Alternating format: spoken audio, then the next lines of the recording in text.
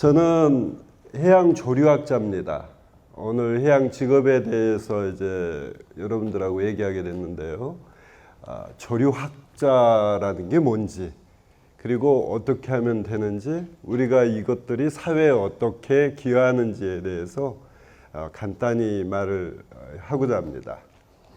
지구 환경 자체가, 우리는 지구가 이런 푸른 지구가 있어서 생명체가 살고 있다고 생각을 해요. 그런데 실제로는 이 지구는 오로지 생명체들이 만든 별입니다. 처음에 불덩어리에 불과하던 지구가 마침내 비가 내리고 모든 생명체가 살 수 있고 온도가 식고 이렇게 된 모든 거에는 조류라는 아주 작은 생물들의 큰 공이 있었던 거죠. 오늘은 그걸 소개를 할까 합니다. 그 전에 제가 대중강연을 할 때는 꼭 내는 퀴즈를 먼저 여러분들한테 내야겠어요. 자, 우리가 생존 경쟁에 있어서 항상 모든 것이 더 높게 빠르게 막 가야 한다는 뭐 그런 얘기는 많이 들었을 겁니다. 자, 여러분들이 항상 배운 건 옆에 아이보다 더 공부 잘해야 하고, 더 키 커야 하고, 더 쌈도 잘해야 하고, 더 똑똑해야지 잘 산다라고 배우죠. 과연 그럴까요? 그럼 내가 숙제를 하나 내볼게요.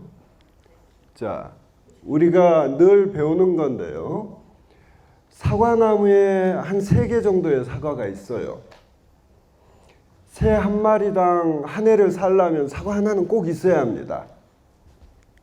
그런데 새가 100마리가 있다면 어떤 일이 생길까요? 자, 손을 들고 대답을 해볼래요? 자, 그 학생 뒤에 세 번째.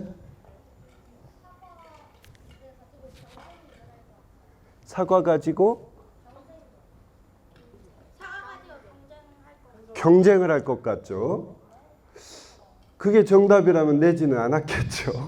좋아요. 여기 세 번째 학생. 어떻게 해서라도 조각조각 일정하게 나눠서 먹지 않을까요? 아니 작게로 나눠서 먹으면 내년에는 새도 없고 사과도 없습니다. 하나는 있어야지 한 마리라도 사니까. 좋아요. 두 번째 학생. 한 마리의 새가 사과를 하나 먹고 다른 새들은 다른 사과를 찾아서 가면 되지 않을까요? 정말 그럴까요? 자, 좋아요. 마지막으로 서로 죽여요.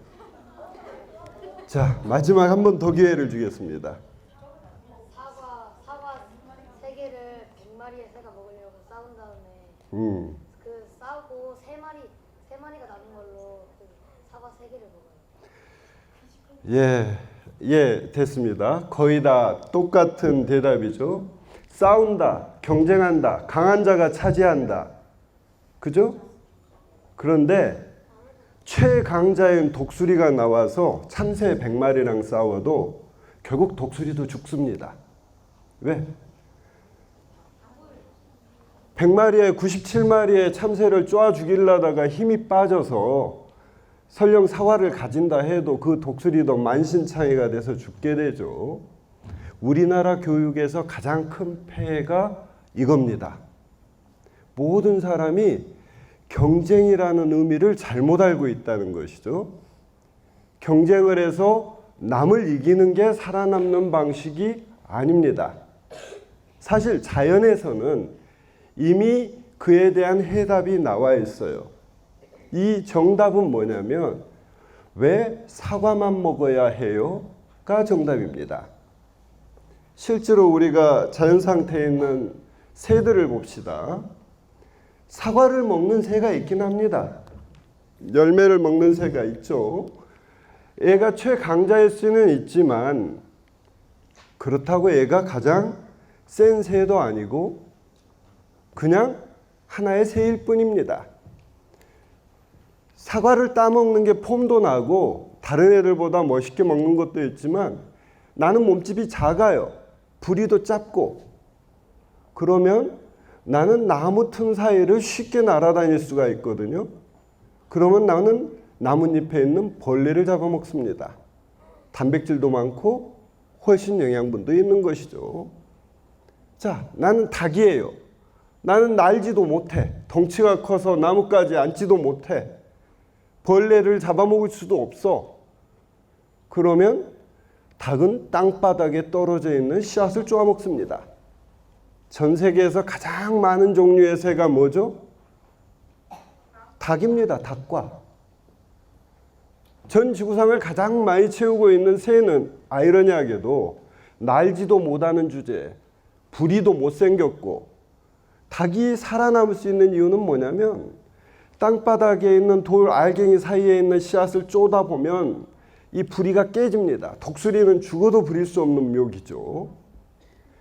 독수리는 부리 끝이 깨져버리면 죽습니다. 먹이를 사냥할 수가 없어지니까요. 근데 닭은 부리 뼈가 아주 말랑말랑하게 돼 있어서 부서지더라도 재생이 돼요. 그러니까 흙 알갱이 사이를 마음껏 찍으면서 지천으로 깔려있는 씨앗들을 먹을 수가 있는 거죠. 그런데 이들의 공통점이 있습니다. 여기에 있는 새들을 보면 어떤 새는 나뭇잎을, 곤충을, 선인장을, 씨를, 열매를 먹는 새들은 다 나무에 도움을 준다는 얘기죠. 열매를 먹어서 멀리 퍼뜨려서 씨를 퍼져주는 새. 또 씨의 단단한 부분을 깨가지고 씨가 쉽게 발할 수 있게 하는 새. 딱따구리처럼 나무를 쪼아서 나무 안에 있는 기생충들을 잡아먹어주는 새. 이들 모든 새들은 나는 사과만 먹을 거야 라는 생각을 하지 않고 내가 제일 잘할 수 있는 거, 내가 제일 좋아하는 걸 먹어야지 생각을 한 겁니다. 그래서 이들 새들이 점점 더 다양해지는 거예요. 진화의 역사는 우리가 생물학을 공부하고 해조류학을 공부하는 가장 주된 이유는 바로 그거죠.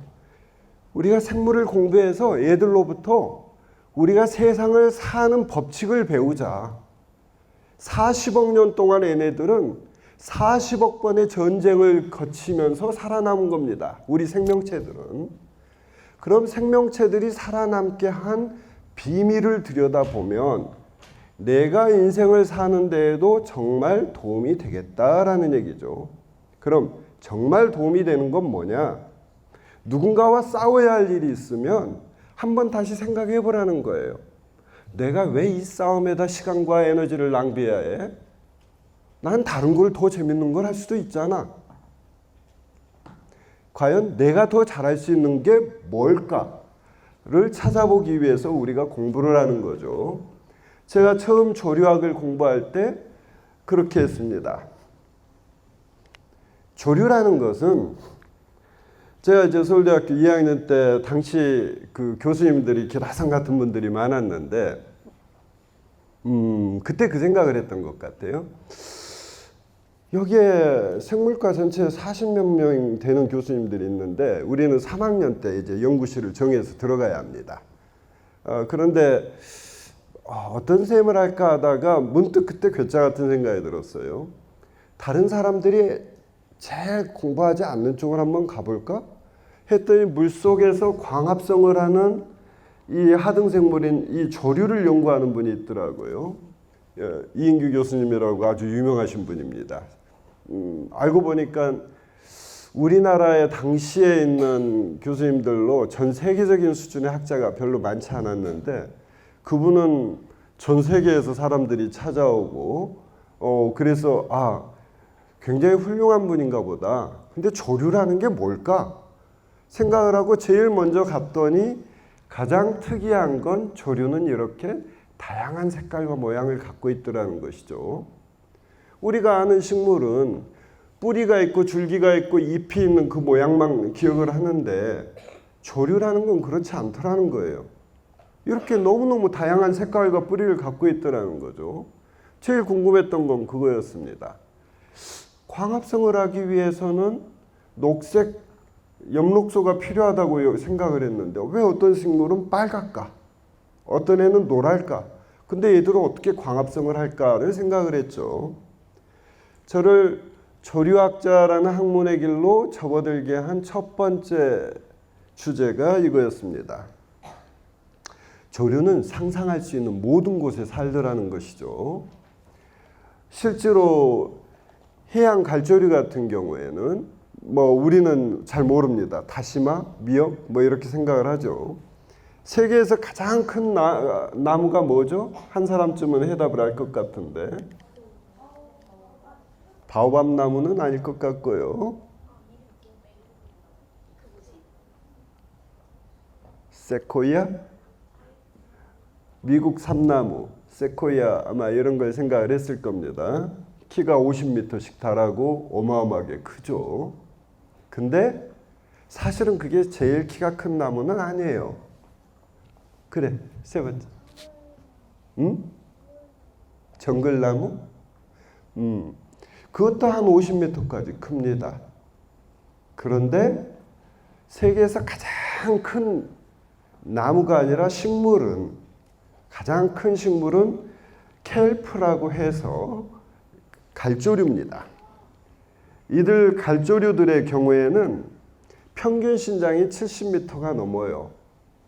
그리고 아주 큰 건 110m까지도 커요.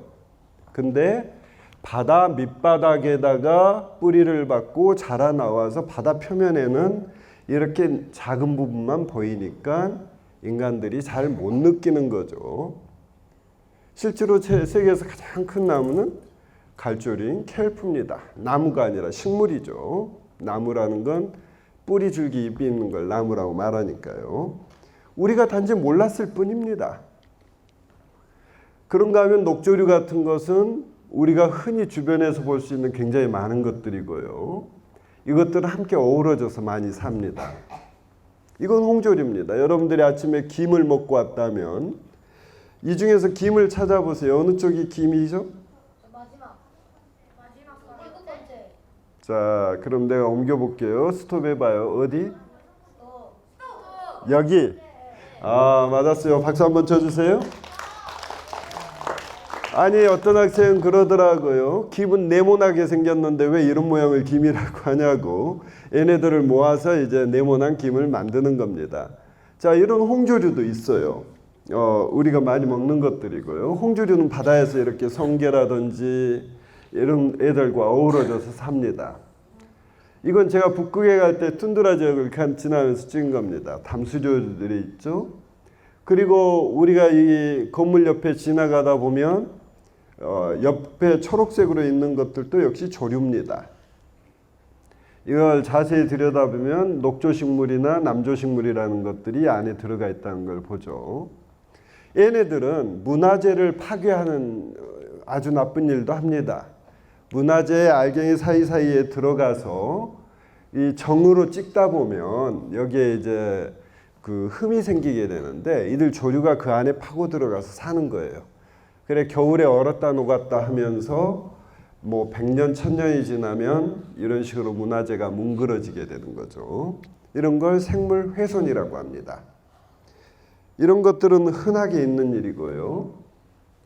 그런가 하면 비 올 때 여러분들이 등산을 하다가 가장 위험할 때는 언제냐면 비가 쏟아질 때도 아니고 또는 뭐 흥건히 젖어 있을 때가 아니에요. 가장 위험한 때는 비가 막 내리기 시작했을 때입니다.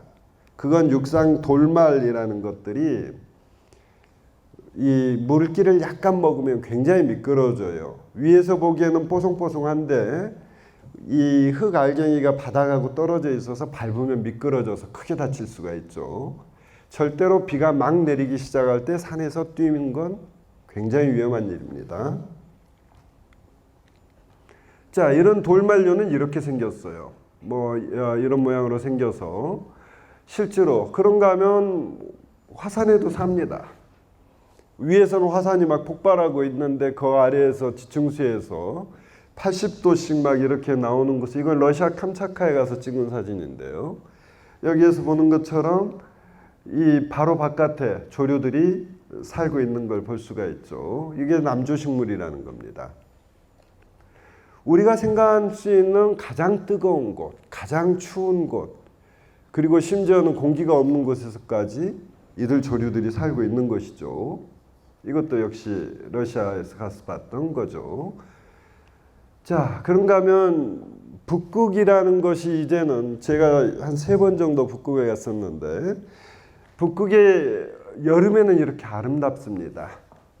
얼음이 녹아요. 눈이 녹아가지고 이 지으류들이 이렇게 보이게 되는데요.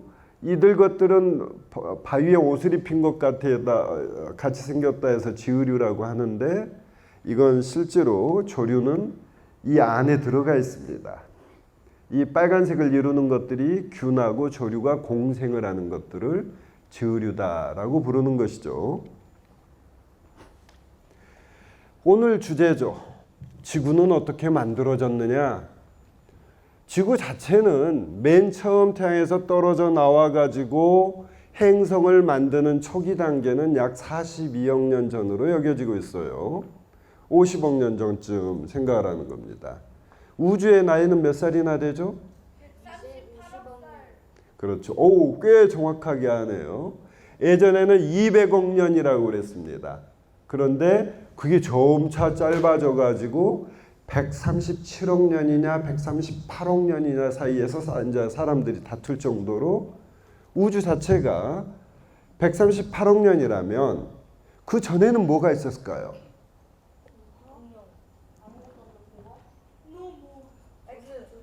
한 번쯤 생각해 볼 만해요. 여러분들이 밤하늘에 밤에 들판에 나가서 별들 아래에 선다고 생각을 해봐요.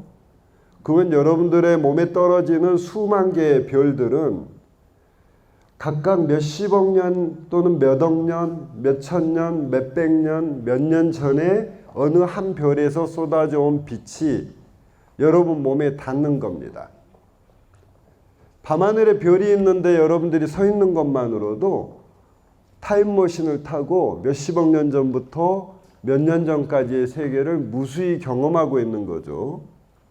더 신비한 건 뭐냐면 빛은 시간을 안 먹어요.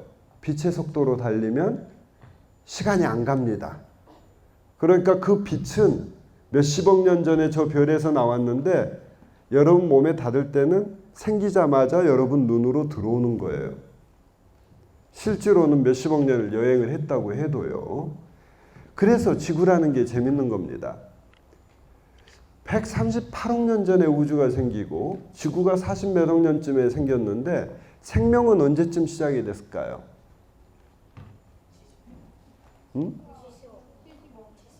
아니 40억 년 전에 지구가 생겼으니까 39억 년 정도로 생각을 하고 있어요. 즉 지구가 만들어지고 나자마자 불과 몇 억 년 사이에 생명체가 지구 위에 싹트게 된 거죠. 근데 문제는 최초의 지구는 이렇게 심해져서 우리가 보는 것처럼 부글부글 용암이 끓어오르는 몇백 도의 온도에 달하는 그런 지구였다는 거죠.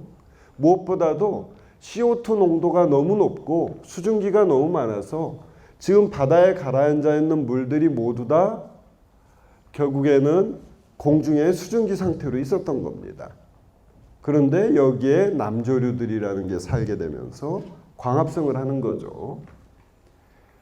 이들 해조류들은 광합성을 통해서 얘네들이 광합성을 해서 생명체를 만들고 나면 생명체는 바다 밑으로 가라앉아 버리게 됩니다. 그리고 대기 중에는 산소를 만들게 되죠.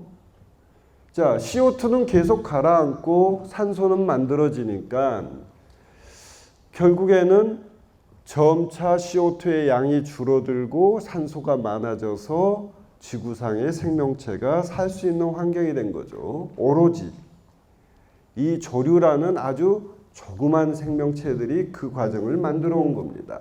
이게 이제 남조류가 처음 출현한 32억 년 전부터 대기상에 CO2의 양을 보여줘요.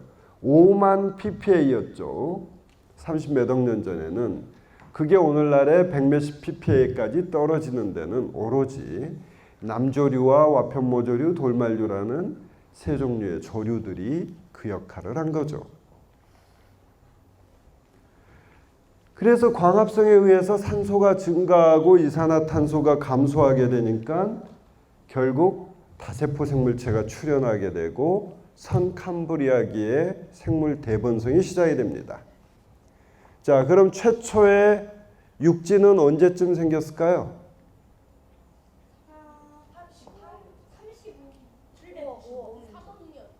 누가 아주 비슷하게 해답을 말했는데 약 6억 5천만 년 전입니다. 누가 7억 년이라고 그랬어요. 6억 5천만 년 이전에는 육지 위에는 아무것도 없었어요. 모든 생명체들은 27억 년 동안 바다 속에서만 산 겁니다.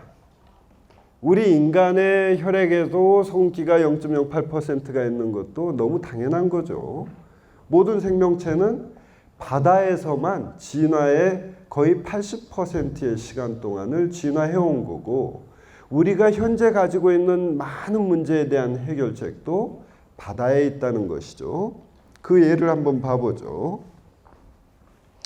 첫 번째는 기상 조건입니다. 우리는 대기 중에 습기가 많고 또는 바람이 불면 비가 내리는 걸로 알고 있죠.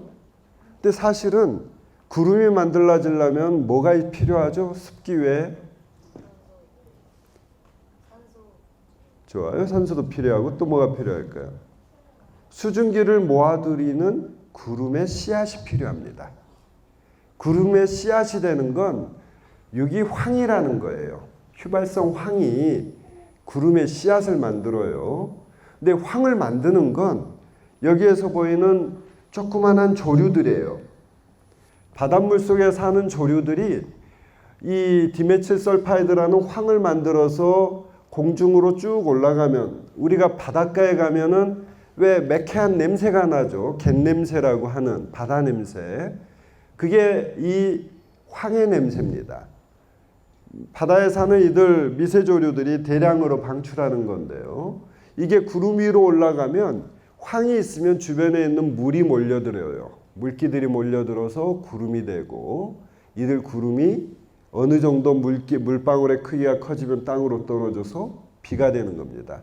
그 대표적인 얘기가 여기 영국 잉글리시 채널이죠. 프랑스와 영국을 마주한 잉글리시 채널의 런던입니다. 여기 황무지가 런던인데요. 영국 신사하면 늘 우산을 갖고 다니고 비를 맞고 한다고 그러죠. 왜냐하면 변덕스럽게 비가 오니까요. 비가 유난히 많이 오는 곳이 영국 런던입니다. 그 이유가 영국의 잉글리시 채널에 이렇게 희뿌옇게 가득 분포하고 있는 에밀리아니아 헉슬리라는 바로 이 조류 때문이에요. 이들이 계속 황을 만들어냄으로써 영국의 이쪽 지역에는 비가 많이 안 오는데 유난히 이쪽 지역에 비가 많이 오게 하는 거죠. 자, 우리가 오늘 비가 내리고 내일 비의 구름이 강으로 쏟아지고 하는 데에도 조류들은 영향을 미칩니다. 지구를 만드는 데만 얘네들이 역할을 했던 건 아니고 현재도 지구를 계속 만들어내고 있죠. 그런데 인간들의 활동에 의해서 우리가 마구마구 화석연료를 쓰고 해서 이산화탄소가 다시 이만큼 올라가게 되니까 결국 엘니뇨나 라니냐 현상이 또 나타났습니다. 올해 폭우로 여러 사람들이 다치고 사망하신 게 굉장히 슬픈 일이죠. 그런데 여러분이 살아야 할 미래에는 이게 훨씬 더 나빠진다라는 얘기입니다. 우리가 그동안 너무 많은 CO2를 썼어요. 우리 어른들 잘못입니다. 어른들의 탐욕이나 좀 더 편하고 싶은 마음으로 너무 많은 화석연료를 쓰다 보니 지구상의 CO2 양은 많아지고 지구는 뜨거워졌다, 극한대로 차졌다를 반복하는 기상이변의 세계가 열린 거죠.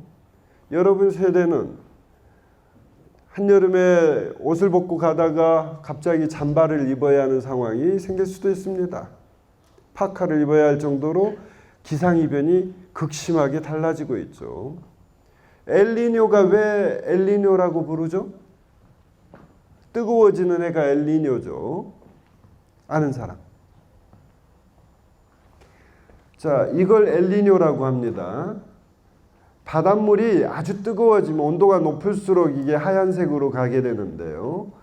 미 대륙과 남미 사이에 이 바다의 태평양의 전체 바닷물이 굉장히 온도가 올라갈 때 위성 사진을 찍어 보니까 어린아이가 손가락을 빨고 있는 초음파 사진하고 비슷하더라라는 얘기입니다. 그래서 멕시코만에 이와 같은 높은 열 온도가 있다 해서 스페인 말로 남자아이라는 뜻의 엘 니뇨라고 하는 거죠. 니뇨가 남자아이입니다. 근데 자세히 보니까, 기상학자들이 자세히 보니까 엘니뇨가 몇 년 지속된 다음에는 똑같은 지역에 수온이 굉장히 낮아지는 현상이 또 나오더라는 거죠. 그래서 왜 이게 반복이 될까? 한데 일단 이건 남자아이 같다 해서 엘니뇨라고 한 이유는 여기가 고추 같은 게 있다고 해서 엘니뇨라고 한 겁니다. 그런데 이게 이제 파래지는 걸 보니까 애는 그냥 여자아이라고 하자.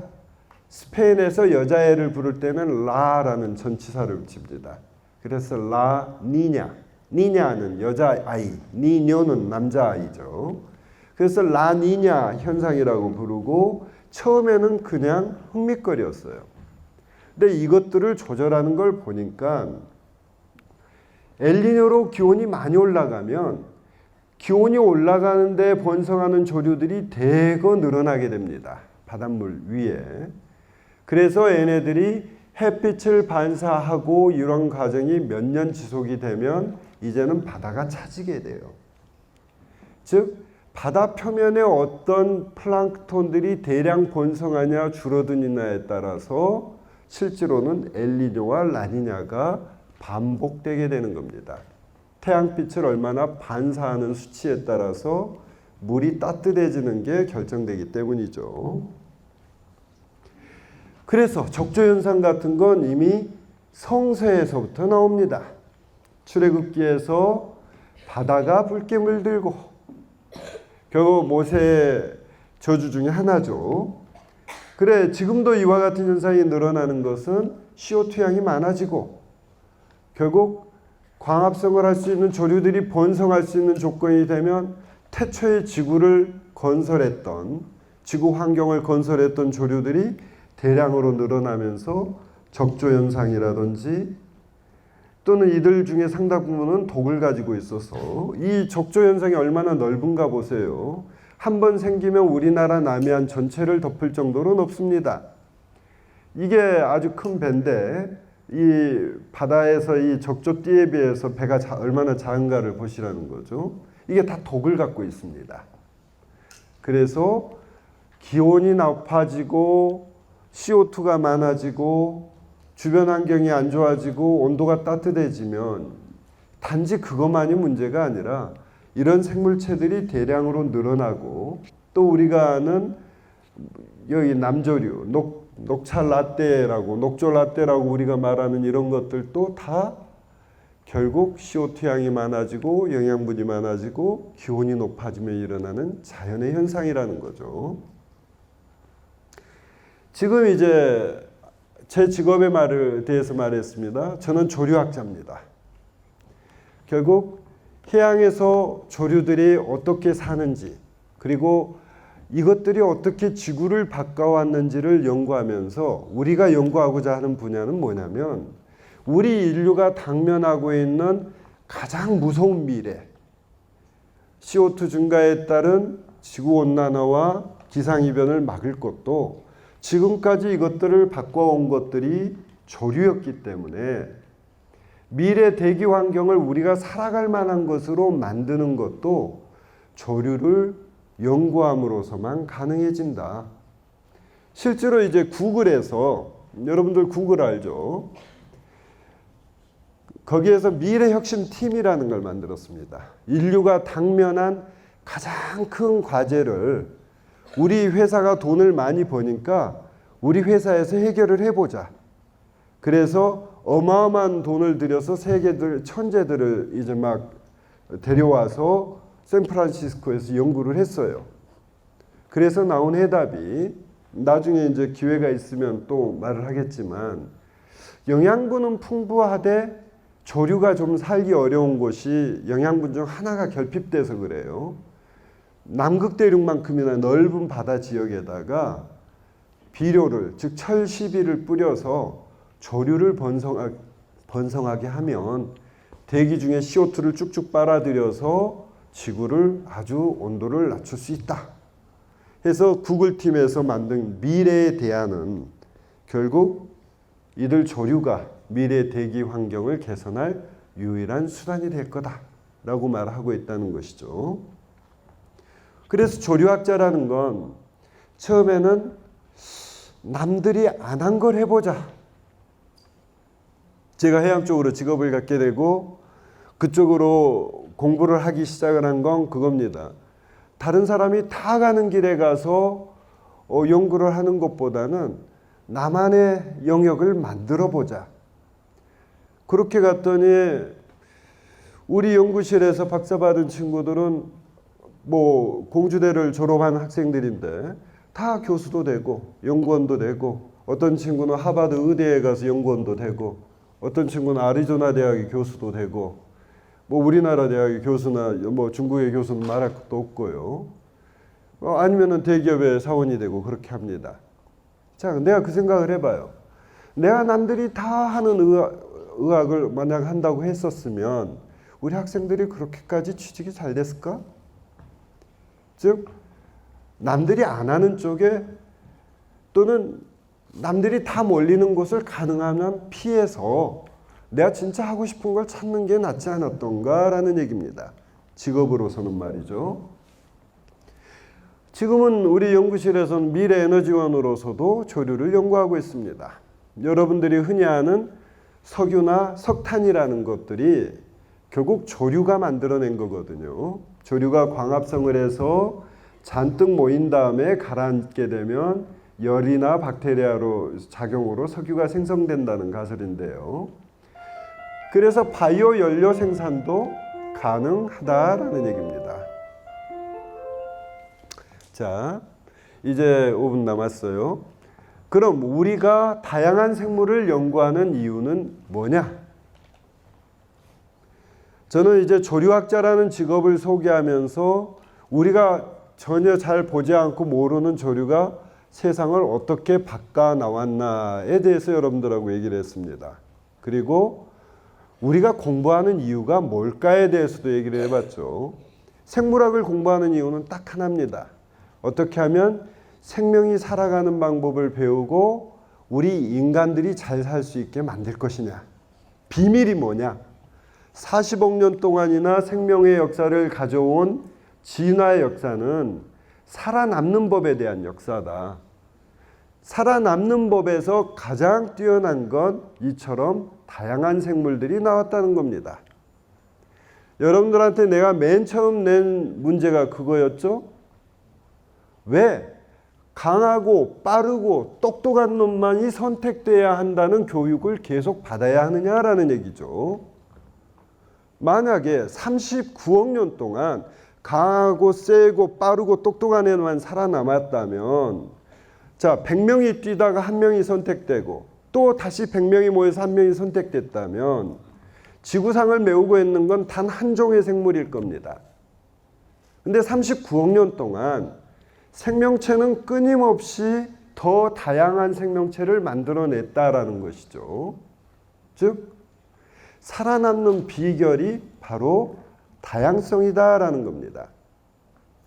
여러분들은 앞으로 이제 공부를 하게 되고 중학교, 고등학교, 대학교를 가게 되면 더 경쟁으로 내모는 여러 가지 말이나 힘을 듣게 될 겁니다. 정말 잘 살고 싶다면요. 여러분들이 정말 행복하게 살고 싶다면 여러분들이 하고 싶은 일을 찾는 편이 낫습니다. 남들이 하라는 일을 하는 것보다는 여러분들이 하고 싶고 잘할 수 있는 일을 찾는 길이 정말로 제대로 된 공부를 하는 것이죠. 자, 많은 얘기가 있었지만 여러분들한테 오늘 보내고 싶은 테이크홈 메시지 꼭 기억해 주었으면 하는 것은 그겁니다. 맨 처음에 사과 질문에서 시작했던 이유는 딱 그거예요. 당장 눈에 보기 좋은 빨간 사과만 쫓아가다가 거기에서 남들을 제끼고 짓밟고 올라서서 강하게 똑똑하게 인정받는 것은 아무 의미가 없습니다. 그래봤자 만신창이가 돼서 자기도 죽게 돼요. 100마리의 새가 있고 내가 원하는 게 뭔지가 불분명할 때는 일단 내가 공부하는 이유를 생각해 봐야 합니다. 우리는 최소한 제가 이제 조류학자라는 학문을 하면서 행복하게 지난 30몇 년 동안 학생들하고 지내왔던 이유는 또 매일 아침 실험실까지 차를 몰고 금강변을 달리면서 아, 나는 정말 복받았다. 매일 아침 이렇게 설레는 기분으로 직장을 갈 수 있는 사람이 몇 명이나 있을까? 너무 복받았다라고 생각한 이유는 딱 하나입니다. 남보다 똑똑하고 남보다 돈 많이 벌고 남보다 인정받기 위해서 사는 삶은 의미가 없어요. 우리가 공부를 하는 이유는 딱 하나입니다. 우리가 행복해지려고 공부하는 거죠. 행복할 때는 우리가 좋아하고 잘하는 일을 할 때입니다. 그래서 여러분들이 다른 사람과 내가 다르다라는 걸 인정을 하고 나보다 다른 사람들을 좀 더 많이 사귀면서 여러분들만의 성공의 길을 꼭 찾길 바랍니다. 고맙습니다.